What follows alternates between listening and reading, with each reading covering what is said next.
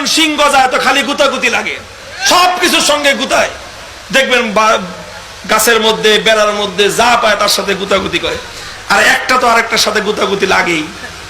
তো সবগুলো যখন একটার সাথে একটা গুতাগুতি লাগে, তো বাঘের বাচ্চার সাথে গুতাগুতি লাগে। তো বাঘের বাচ্চার সাথে যখন গুতাগুতি লাগে, তো বাঘরে গুতায় ছাগল মজা পায়, কারণ বাঘের বাচ্চার মাথাটা তো নরম, আর মাথায় তো শিং নাই। তখন ছাগল যখন গুতা দেয়, তো ছাগলের দেখা দেখি বাঘের বাচ্চাও গুতা দিতে যায়। তো বাঘ যখন, বাঘের বাচ্চা যখন নরম মাথা দিয়ে ছাগলের শিংয়ের মধ্যে গুতা দেয়, উল্টা ব্যথা পায় আর কান্দে যে হায় হায় আমার মাথায় কি নাই। আল্লাহর কাছে দোয়া করে যে আল্লাহ তুই আমার দুটো শিং দাও, এই দুই শিং দিয়ে আমি কি করব, ছাগল রে গুতাইব। এখন বলেন তো বাঘের বাচ্চা কতদিন পর্যন্ত দোয়া করলে আল্লাহ দোয়া কবুল করবে? ওর মাথায় কোনোদিন আল্লাহ পাক ছাগলের মতো শিং দিবে? তো ওই আফসোস নিয়েই আছে, আল্লাহর কাছে দোয়া করতেছে যে আল্লাহ দুটো শিং দাও, ছাগল রে গুতাবো। এইভাবেই চলতেছে। একদিন মাঠের মধ্যে গোটা ছাগলের পাল মাঠের মধ্যখানে চড়তেছে। তো ওই মাঠের মধ্যখানে ছাগলের সব বাচ্চারা বাঘের বাচ্চা নিয়ে তামসা করতেছে।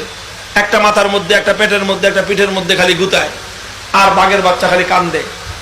দূর থেকে বড় একটা বাঘ এই দৃশ্য দেখছে, দেখে তো বাঘের মাথা খারাপ, যে কোন যুগ আইলো এটা? যুগটা কি? ছাগলের বাচ্চা বাঘের বাচ্চা নিয়ে খেলতেছে, আর বাঘের বাচ্চা ছাগলের গুতা খেয়ে কান্দতেছে। এটা দেখে তো বড় বাঘের মাথা খারাপ হয়ে গেছে। তো বড় বাঘটির সামনে আসছে, কিছু দূর আইসা এক জায়গায় দাঁড়ায় একটা হুঙ্কার দিছে, একটা গর্জন দিয়েছে। বাঘের গর্জনে তো শুধু আকাশ বাতাস না, পাহাড় পর্যন্ত থরথর করে কাঁপে। তো বাঘের গর্জন শুনে ছাগলের অবস্থা কি? সব ছাগল এই বাঘের গর্জনে যে যেদিকে পারে খালি প্রাণপণ দৌড়ায় আর দৌড়ায়। ছাগলেও দৌড়ায়, ছাগলের তালে তালে ছাগলের বাচ্চাও দৌড়ায়, আর ছাগলের বাচ্চার তালে তালে বাঘের বাচ্চাও দৌড়ায়। তো বড় বাঘটা পিছন দিক থেকে দৌড়ে আসছে। আজকে সে কোনো ছাগল শিকার করতে আসে নাই, আজকে আসছে স্বজাতির মর্যাদা রক্ষা করতে। পিছন দিক থেকে বাঘের বাচ্চাটার খাবলা মেরা ধরছে। দুটা জিগায়, কিরে তুই দৌড়াস কেন? কয় ছাগলে দৌড়াই জন্য আমিও দৌড়াই। আরে ছাগল তো দৌড়াইবেই। বাঘের গর্জন শুনবার পর দুনিয়াতে কোন ছাগল তার আপন জায়গায় দাঁড়ায় থাকবে হিম্মত আছে? ছাগলের তো আত্মা শুকায় যায় বাঘের গর্জন শুনলে, এই জন্য দৌড়ায়। তুই দৌড়াস কেন? কয় তোমার আওয়াজ শুনে তো আমারও বুক শুকায় গেছে, এত জোরে মানুষ আওয়াজ করে। তো বাঘে বুঝতে পারছে যে ওর সমস্যাটা আসলে কোথায়, কেন ওকে নিয়ে ছাগলের বাচ্চা খেলতেছে। তো বাঘের বাচ্চা ওরা ট্রিটমেন্ট করতে চায়, ওরা ধরে নিয়ে গেছে একটা জঙ্গলের ভিতরে একটা পুকুরের কাছে। পুকুরের ঘাটলায় নিয়ে যায়, কয় যা পুকুরের ঘাটলা থেকে পানি খায়।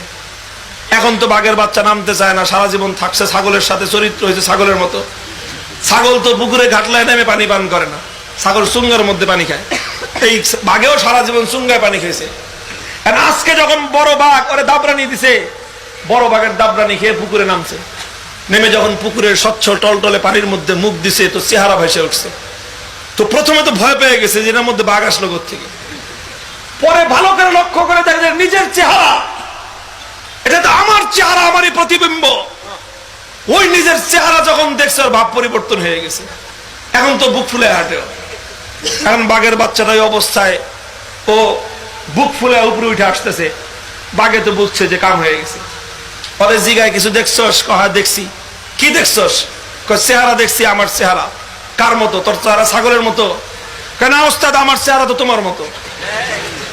এবার লাইনে আসছিস, দেখ তোর চেহারা আমার মতো, তুই আর আমি হলাম এক জাত, আর আমাদের জাতের নাম হলো বাঘের জাত। আল্লাহ পাক বাঘের জাতকে ছাগলের গুতা খেয়ে কান্দাকাটি করবার জন্য সৃষ্টি করেন না। তুই বলদের বাচ্চা বলদ, তুই কান্দাকাটি করস যে আল্লাহ পাক তোরে শিং দেয় নাই। তুই দোয়া করতেছিস আল্লাহ তোরে কবে শিং দিবে, আর শিং দিয়ে তুই ছাগলে গুতাইবি। বলদ জানে কথাকার, কিয়ামত পর্যন্ত কোনো বাঘের মাথায় শিং গজাবে না। আরে ছাগলের শক্তি হলো শিংয়ের মধ্যে, বাঘের শক্তি আল্লাহ পাক তার শিংয়ের মধ্যে দেন নাই। বাঘের শক্তি ওর পাঞ্জার মধ্যে, বাঘের শক্তি ওর দাঁতের মধ্যে, আর বাঘের প্রভাব হলো হুঙ্কারের মধ্যে। আরে বাঘের বাচ্চা, তুই নিজের স্বকীয় পরিচয়ের উপর দাঁড়িয়ে একবার তোর আপন শক্তিতে শুধুমাত্র একটা হুঙ্কার